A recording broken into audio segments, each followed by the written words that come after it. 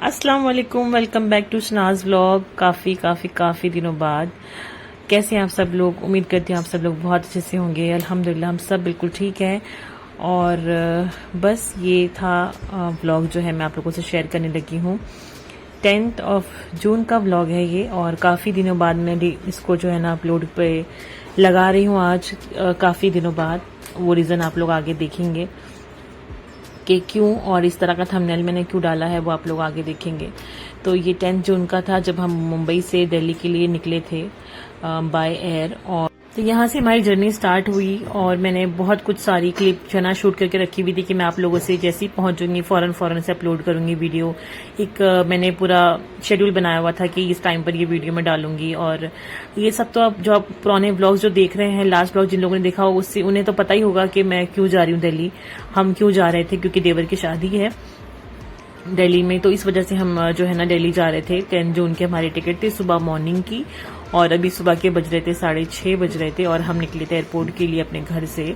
और बस एयरपोर्ट जा रहे हैं। और मेरा मन नहीं था बिल्कुल भी व्लॉग बनाने का। व्लॉग बने हुए ही हैं ऑब्वियसली पहले, क्योंकि मैं इतना टाइम हो गया मैं शूट कर ही रही थी। तो शूट कर करके रखी हुई कुछ चीजें, और ये जर्नी का था हमारा पूरा ही मैंने वीडियो बना के रखा हुआ था कि मैं आते से ही डालूंगी।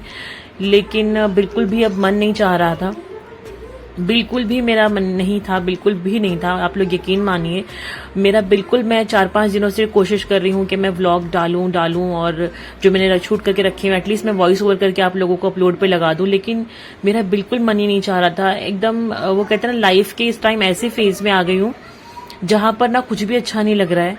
अभी मैंने सोचा कि वॉइस ओवर करती हूँ और आप लोगों से अपनी मन की बातें शेयर करती हूँ।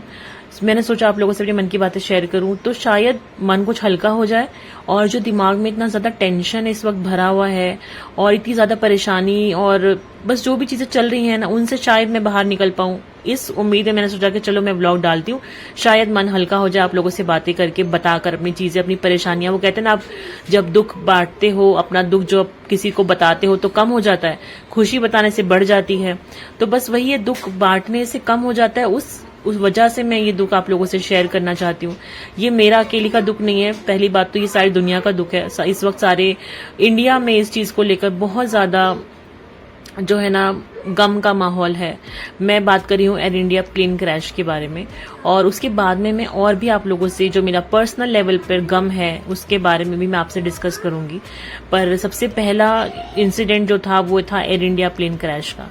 उसने मुझे इतना ज्यादा हिलाकर रख दिया, मुझे ही नहीं, मुझे ऐसा लगता है पूरी इंडिया में या पूरे वर्ल्ड में हर किसी को एकदम शॉक्ड में चले गए हैं लोग कि ये क्या हो गया। और जस्ट वो ऐसा टाइम था ना कि जस्ट मैंने इंस्टाग्राम खोला, वो शायद 2-3 मिनट पहले का जस्ट डाला हुआ था क्लिप, और इंस्टाग्राम मैंने ओपन किया वैसे ही वो वीडियो सामने के प्लेन जा रहा है। वो मतलब बिल्कुल उम्मीद से परे, मैंने हेडलाइन नीचे नहीं पढ़ी कि क्या लिखा हुआ है, जस्ट मैंने देखा वो क्लिप कि वो हाँ प्लेन जो है ना टेक ऑफ किया, और टेक ऑफ करके वो जस्ट नीचे गया और बहुत जबरदस्त वाला ब्लास्ट हो गया। तो वो देखने के बाद एकदम मुझे एकदम शॉक देखकर एकदम ऐसा लगा, क्योंकि हमारा जो लोग मेरे ब्लॉग्स देखते हैं आप लोग जानते हैं कि मैं सबसे ज्यादा एयर इंडिया से ट्रैवल करती हूँ, हमारा सबसे ज्यादा एयर इंडिया से आना जाना होता है। इवन मैं अभी जो 10 जून को आप लोग ये क्लिप देख रहे हैं उसमें मैं एयर इंडिया से ही दिल्ली आई हूँ। तो बहुत क्लोजली जब आप उस चीज को फील करते हैं ना, मुझे एकदम से ऐसा लगा कि ये क्या।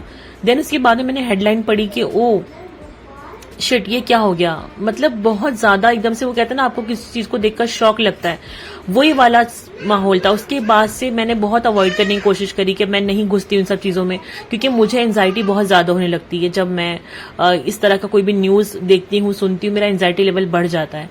तो उस वजह से ना बहुत ज्यादा एकदम से ऐसे होने लगा कि पता नहीं क्यों हर जगह पर यही न्यूज आ रही है। फिर उसके बाद में जब पैसेंजर्स की लिस्ट आई, ऐसा भी लगा कि शायद हो सकता है कि कोई बच गया हो, या लेकिन इतना बड़ा ब्लास्ट देखकर नहीं समझ आ रहा था कि कोई भी बचा होगा पैसेंजर। लेकिन उसके बाद में जब लिस्ट आई है कि इतने इतने लोग जो है ना वो इंतकाल हो गया लोगों का, और कोई नहीं बचा सिवाय एक इंसान के, और जो भी चीजें थी जैसी भी थी उन सबको देखकर, फैमिलीज के बारे में उनके सुन करके, कभी न्यूज में आ रहा कि अच्छा ये सेटल्ड होने जा रहे थे इंडिया से बाहर, कोई अपने हस्बैंड से मिलने जा रही थी, कोई बेटी अपने बाप से मिलने जा रही थी। मतलब उनकी पूरी सिचुएशन अलग अलग न्यूज देख देख कर ना रातों की नींद इस वक्त ना मेरी उड़ी हुई है, और दिमाग बिल्कुल काम करना बंद कर चुका है ये सारी चीजें देख देख कर।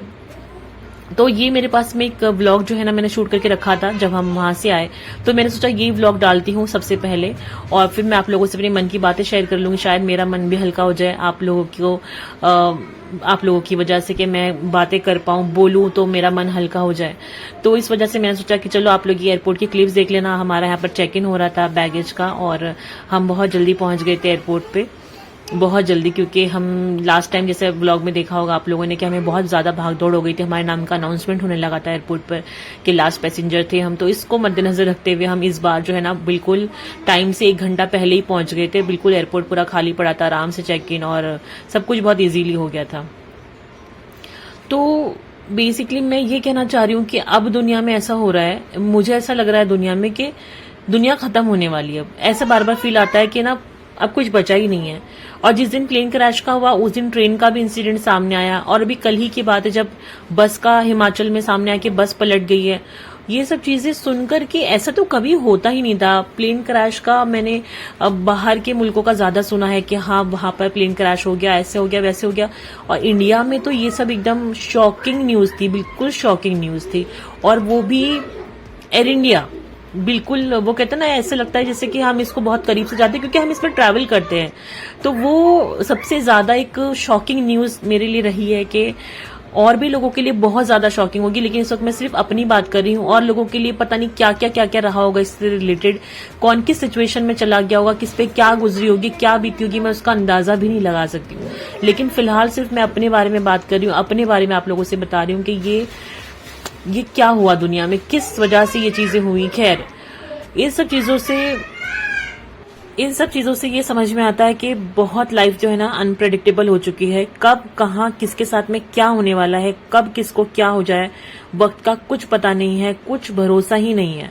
बस मैं तो यही करूंगी कि आप लोग जो है ना अल्लाह से मांगे, जितना ज्यादा हो सके अल्लाह से नमाज पढ़ के दुआएं करी। इस वक्त तो मैं सबसे ज्यादा तस्बीह पढ़ रही हूँ क्योंकि उसी से मुझे सुकून मिल रहा है। अदरवाइज मेरा दिल बहुत बेचैन रहता है, एकदम ऐसा लगता है कि क्या होने वाला है। रातों को मेरी आंख खुल जा रही है। इस वक्त मैं इतनी ज्यादा ट्रॉमा में हूँ कि कुछ समझ ही नहीं आ रहा है कि क्या चल रहा है मेरी लाइफ में, किस तरह से मैं इस फेज से बाहर निकलूं। और बस अल्लाह का सहारा है कि हम उससे दुआ मांग सकते हैं, नमाजें पढ़ सकते हैं, इस तरह से अपने दिल को सुकून दे सकते हैं। बस यही एक रास्ता है, इसके अलावा तो और कोई रास्ता इस वक्त समझ नहीं आ रहा है कि कैसे इन सब चीजों से बाहर निकला जाए। जो चीजें बिल्कुल अनप्रेडिक्टेबल हो रही हैं, जो इंसान कभी सोच भी नहीं सकता है। वो कहते हैं ना बोइंग का जो वो प्लेन था एयर इंडिया का, वो सबसे सेफेस्ट, वैसे भी एयर फ्लाइट जो होती हैं, हमारा एयर रूट जो होता है, बाय बस हो चाहे बाय ट्रेन हो, एयर रूट सबसे ज्यादा सेफेस्ट रूट माना जाता है कि वो सबसे ज्यादा सेफेस्ट होता है। अब दुनिया में कुछ भी सेफ नहीं रहा। आप घर में हो तो आपके घर में आग लग जाती है, आप बाहर जा रहे हो तो बस पलट जा रही है, कभी ट्रेन पलट जा रही है, कभी एरोप्लेन में क्रैश हो जा रहा है। मतलब कुछ भी हो रहा है, जो चीज सोच भी नहीं सकते ना वो हो रही है।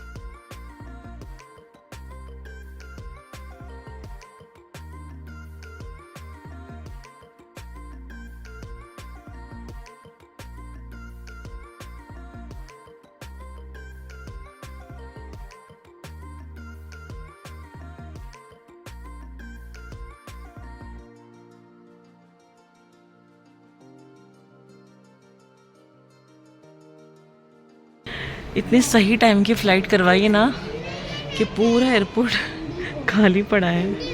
अभी बोर्डिंग का टाइम भी नहीं हुआ, हम लोग टाइम से बहुत पहले आ गए आज, क्योंकि लास्ट टाइम जो भागदौड़ हुई थी ना वो ख्याल में थी, तो हम बहुत पहले आ गए।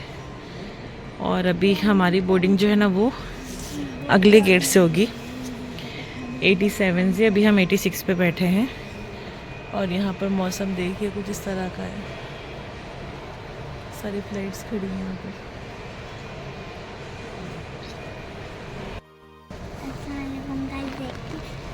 इस वाले वहाँ सीमेंट बैठा हमने कुछ खाने की चीज़ें बड़ी हम फ्लाइट में बैठे खाएंगे। और फिर वहाँ पे देखिए वहाँ पे कितनी सारी चीज़ें, वहाँ पे वो फ्लाइट खड़ी है उसको तो बहुत। और जब फ्लाइट आसमान में जाती तो उसको मज़ा आती है।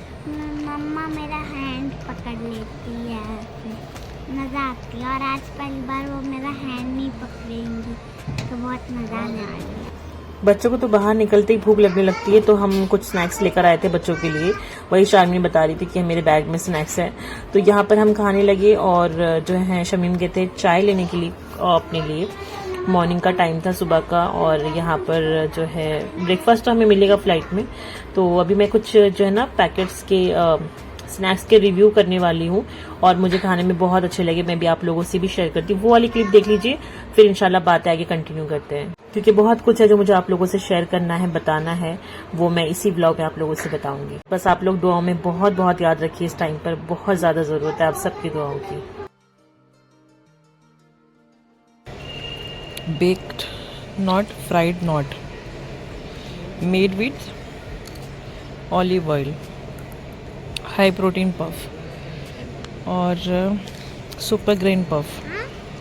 आप लोग इसका पैकेट देख लो और ये मंगा के ना ज़रूर खाना, ज़रूर ट्राई करना। इसका टेस्ट इतना औसम है ना, बहुत मज़े का है, बहुत मज़े का है। और थोड़ा सा हेल्दी साइड पे भी मुझे लग रहा है ये। देखिए इस तरह के इसमें बॉल्स हैं, और वेट शना वेट इसके इंग्रेडिएंट्स मैं आपको दिखा दूँ। अगर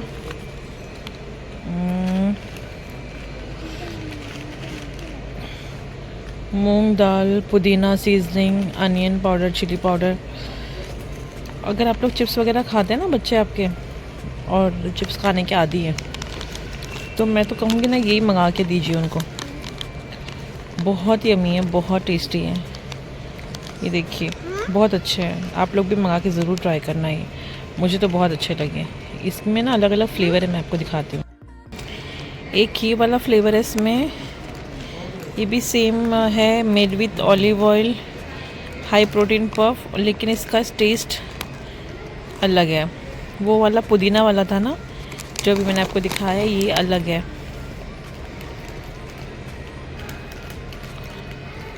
ये सब इसके इंग्रेडिएंट्स हैं, और इसका टेस्ट भी बहुत औसम है। इसका एक खाया है इसलिए मैं आपको बता रही हूँ। ये देखिए, और एक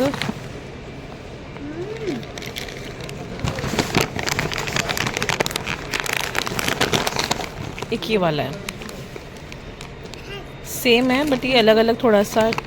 ये स्वीट चिली है, ये स्वीट चिली है, तो इसका भी टेस्ट अच्छा लगेगा बच्चों को। तो मुझे तो बहुत अच्छे लगे ये, आप लोग भी मंगाइएगा ज़रूर और ट्राई करना। ये स्पाइसी है, ये स्वीट चिली है, जो हमने खाया वो पुदीना वाला था, और तीनों ही बहुत अच्छे हैं। तो 10 तारीख की हमारी फ्लाइट थी, और 10 को ही हम पहुंच गए दिल्ली अल्हम्दुलिल्लाह से। उसके बाद में 11 को मैं मम्मी के साथ चली गई शॉपिंग करने। कुछ थोड़ी बहुत चीजें लेनी थी, वहां का भी मैंने व्लॉग जो है ना शूट करके रखा हुआ है। हर चीज मैंने शूट करके रखी हुई थी कि मैं आप लोगों से ना टाइम टू टाइम शेयर करूंगी, हर 2 दिन बाद मैं व्लॉग डालूंगी। और बहुत ज्यादा खुशी खुशी हम लोग यहाँ से गए थे कि शादी है, एंजॉय करेंगे। लेकिन देखिए, होने को कोई नहीं डाल सकता, जो अल्लाह को मंजूर होता है आखिर में होता वही है। इंसान सिर्फ प्लानिंग कर सकता है, लेकिन होना जो होता है वो होके रहता है। तो यहाँ पर हमारी फ्लाइट जो है लग चुकी थी एयर इंडिया की। अब मैं यहाँ पर क्लिप बना रही थी कि अभी बस हम बोर्डिंग के लिए जाएंगी, क्योंकि बहुत टाइम से हम बैठे हुए थे, बोर्डिंग का टाइम होने वाला था। 11 को हम मम्मी के साथ में शॉपिंग के लिए गई। 11 जून को 12 जून को एयर इंडिया प्लेन क्रैश की न्यूज आई, जिसने हम सबको हिला के रख दिया बुरी तरह से। एंड देन 13 को हम लोग जाने वाले थे बरी लेकर, अपनी देवरानी के घर पर, होने वाली देवरानी के घर हम जाने वाले थे बरी लेकर। सारा कुछ सामान हम लेकर आए, ड्राई फ्रूट्स एंड ऑल। बरी का जो भी चीजें थी हमने रेडी करके रख लिया था। उसके बाद में आधे तो टूट ही चुके थे जब 12 को न्यूज आई कि ये प्लेन क्रैश हो गया है। बहुत बुरी तरह से हम लोगों का जो है ना शॉक में चले गए थे सभी लोग। और फिर जो है हम 13 को जाने वाले थे देवरानी के घर अपनी बरी लेकर, शादी की जो भी सामान होता है बेसिकली निकाह का, कपड़े वगैरह जो भी होता है, क्योंकि 14 की शादी थी। तो हमने ये प्लान किया था कि हम उस दिन जाएंगे। तो फिर बस हमारा यही था कि हम निकलते सामान वगैरह लेकर अपना बरी का, हम जाने वाले थे। हमने सोचा था कि शाम का उनको कॉल भी कर दिया था कि हम रात को डिनर के आएंगे, और सामान वगैरह लेकर हमने जो भी गाड़ी वगैरह बुक करनी सब कुछ कर ली थी कि हम जाएंगे, कितने लोग जाने वाले हैं, कैसे होगा, सारा कुछ प्लान हो गया था। और जैसे ही फिर हम नेक्स्ट डे 13 की मॉर्निंग में उठे सोकर और ब्रेकफास्ट वगैरह किया, तैयारी वगैरह में लगे थे कि बस अब निकलना है, शाम को जाना है दुल्हन का सामान लेकर, बरी लेकर। तो ये इतना मतलब मैं आप लोगों से कैसे बताऊं, मुझे समझ नहीं आ रहा है कि वहां से कॉल आया उनके मतलब फादर का, जो होने वाली ब्राइड थी उनके फादर का, कि उनकी मम्मी को जो है ना पता नहीं क्या हो गया, वो बेहोश हो गई हैं अचानक से। और उनको फीवर था 2 दिन से, हल्का हल्का सा फीवर था, फिर हाई हो गया, कम हो गया, ज्यादा हो गया, फीवर हो रहा था। और उनको बीपी का प्रॉब्लम था, ब्लड प्रेशर था उनको काफी सालों से मम्मी को उनकी। तो वो उसमें थी कि एकदम से वो बेहोश हो गई। देन उनको करीब के हॉस्पिटल में ले गए ऐसे ही। वहां पर डॉक्टरों ने जवाब दे दिया कि नहीं, हमारे से नहीं होगा, आप किसी अच्छे हॉस्पिटल में ले जाओ। देन उनको अच्छे हॉस्पिटल में एडमिट किया, बड़े हॉस्पिटल में दिल्ली के एडमिट किया। और उनका ट्रीटमेंट 13 से जो उनका ट्रीटमेंट स्टार्ट हुआ है, वो उनका ट्रीटमेंट स्टार्ट रहा। और 13 के बाद में 14 को शादी थी, मतलब निकाह था। देन इतना ज्यादा सीरियस नहीं था उस टाइम तक मैटर, 14 तक ये था बेहोश हैं और 24 घंटे होने वाले हैं, होश में आ जाएंगी। डॉक्टर ने बोला 24 आवर्स 48 आवर्स तक आप लोग वेट करिए और होश में आ जाएंगे, कोई मतलब घबराने वाली बात नहीं। हो सकता है कि बीपी की वजह से बीपी शूट हो गया हो या कुछ भी रीजन हो सकता है। रिपोर्ट्स वगैरह उनकी उस टाइम तक जो भी हुई 24 आवर्स तक, वो सारी रिपोर्ट्स नॉर्मल आई, अल्हम्दुलिल्लाह से सारी रिपोर्ट्स नॉर्मल आई। तो फिर सबने बैठकर आपस में ये डिसाइड किया कि एटलीस्ट हम लोग निकाह दे देते हैं। जो शादी का रिसेप्शन था, वलीमा था, वो सब कुछ कैंसिल करते हैं। ऑब्वियस उनके पैसे तो वापस आने नहीं है जो हमने एडवांस में बुकिंग करी हुई है, लड़की वालों के भी नहीं ना हमारे। तो हमने ये डिसाइड किया कि ऐसा करते हैं कि निकाह दे देते हैं, एटलीस्ट निकाह को नहीं टालना चाहिए। और जबकि सिचुएशन इतनी कुछ ज्यादा सीरियस नहीं थी, जस्ट ये था कि चलो बेहोश हुए हैं और होश में आ जाएगा। डॉक्टर ने 24 आवर्स का 48 आवर्स का टाइम मांगा है, तो इतनी देर में होश आ ही जाएगा। हो सकता है निकाह के बाद आ जाए। तो जब आपने निकाह तय कर दिया है, निकाह की डेट तय कर दी है, टाइमिंग तय हो गया है, तो उसको नहीं टालना चाहिए। हम सबने आपस में बड़ों बड़ों ने मिलकर ये डिसाइड किया कि चलो निकाह जो है ना सादगी से, जिस तरह होता है मस्जिद में निकाह जैसे होने वाला था, सादगी से वैसे कर लेते हैं। और सबको यही होप थी कि निकाह के बाद में वो होश में आ जाएंगे और सब कुछ सॉर्ट हो जाएगा, ठीक हो जाएगा। देन हमने निकाह कर लिया और निकाह के बाद में उनको होश नहीं आया। देन उनकी हालत थोड़ी और वर्स्ट हो गई निकाह के दिन। फिर हमने ये सोचा था कि निकाह सिर्फ निकाह किया, हमने ये नहीं सोचा था कि हम दुल्हन को अपने घर लेकर आएंगे।